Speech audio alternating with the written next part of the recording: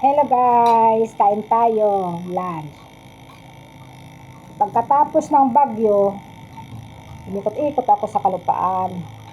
Nanguha ako ng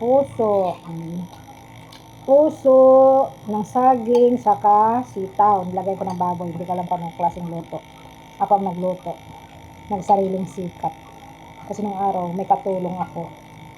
Ginawa kong katulong ang asawa ko.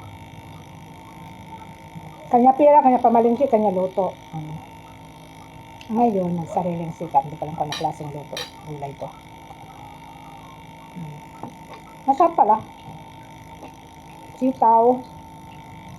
Puso ng saging. Nilagyan ko ng konting karne. Masarap pala siya. Ganun ang epekto ng bagyo. Mga tumbang saging, hinarbis ang puso. Pati saging na rin. Ginulay.